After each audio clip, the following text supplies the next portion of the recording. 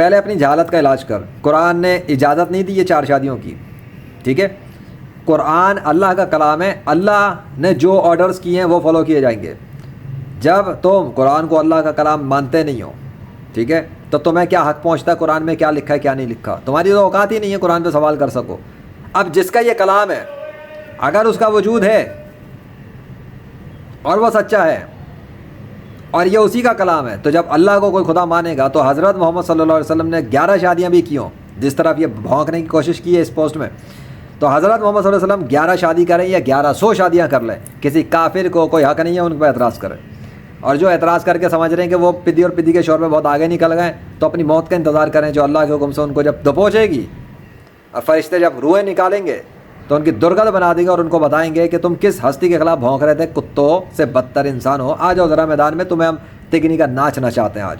اور پھر وہ فرشتے رحم نہیں کریں گے, 1 ٹکے کا رحم نہیں کریں گے. میں بتا رہا ہوں, اللہ کی وہ آرمی رحم نہیں کرتی. وہ ایسی آرمی تیار کی ہوئی اللہ نے, اسپیشل پروٹوکول کے ساتھ ہے وہ اس کے اوزار اور ہتھیار ہی ایسے ہیں کہ وہ چھوڑتے نہیں ہیں کافروں کو. اگر اپنا وہ حشر کروانا ہے تو لگے رہو بیٹا, کیونکہ اللہ نے اپنے خدا ہونے پہ تو بڑے ثبوت دے دیے. اب 21ویں صدی میں بہت کچھ کر دیا ہے, اب تو کسر ہی کوئی باقی نہیں چھوڑی اس نے, میری نظر میں تو کوئی کسر باقی نہیں چھوڑی. ہاں کافروں کے لیے ابھی بھی بہت کچھ ہے جن کی خواہشات پوری نہیں ہوتی. 7 ارب سے زیادہ انسان ہیں, 5 ارب سے زیادہ غیر مسلم ہیں, تو 5 ارب انسانوں کی 5 ارب ڈیمانڈیں, 5 ارب خواہشات.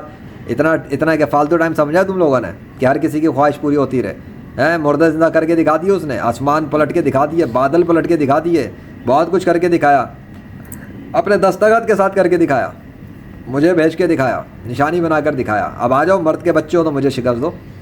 جس قرآن کے اوپر تم بھونک رہے ہو, جس محمد رسول عربی صلی اللہ علیہ وسلم پر تم بھونک رہے ہو, میں انہی کا بلیور ہوں. قرآن پہ ایمان ہے میرا, حضرت محمد صلی اللہ علیہ وسلم پر رسالت پر ایمان ہے میرا, وہ آخری نبی ہیں, میں ان کا امتی ہوں.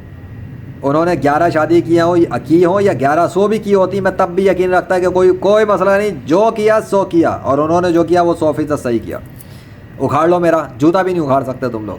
یہ دیکھ جوتا, یہ جوتا دیکھ, یہ جوتا نہیں اکھاڑ سکتا تو میرا. تیری اوقات اس جوتے سے بھی گئی گزری اگر تو عقل کو استعمال نہ کرے. تو محمد صلی اللہ علیہ وسلم پہ بھونکے نا, سالوں روحانی جوتے نکال کے ماروں گا تمہارے سروں کے اوپر. اور مجھے اس معاملے میں کسی کافر کی پرواہ نہیں, کسی ملامت کرنے والے کی پرواہ نہیں. اور تمہارے ٹٹو ہے نا جو تمہارے تلوے چاٹتے ہیں, آستین کے سانپ جو تمہاری اٹھائی گریاں کرتے ہیں, مجھے ان کی بھی کوئی پرواہ نہیں ہے, سمجھے. محمد صلی اللہ علیہ وسلم کے خلاف نا بھونکنے مت آیا کرو. اس معاملے میں 0 ٹالرنس ہوتا ہے میرا. میں بالکل آسرا نہیں کروں گا تمہاری مٹی پلیت کرنے کے اندر. پھر جس کو جو بھونکنا ہے بھونکتا رہے میرے اخلاق کے منجن کے خلاف. حضرت محمد صلی اللہ علیہ وسلم نے میدان جنگ میں تلواریں اٹھائی تھیں, گردن اڑا دی تھی کافروں کی, لیکن میدان جہاد کے اندر ضرورت تھی وہاں پر, کیونکہ زمین پہ فسادیوں کو سمجھ میں نہیں آتا. جو باتوں کو سمجھ نہیں سکتے نا, پھر اللہ نے ان کے دوسرے علاج رکھے ہوئے, اور علاج کرنے والے خوب جانتے ہیں کس طرح علاج کرنا ہے. اللہ اکبر.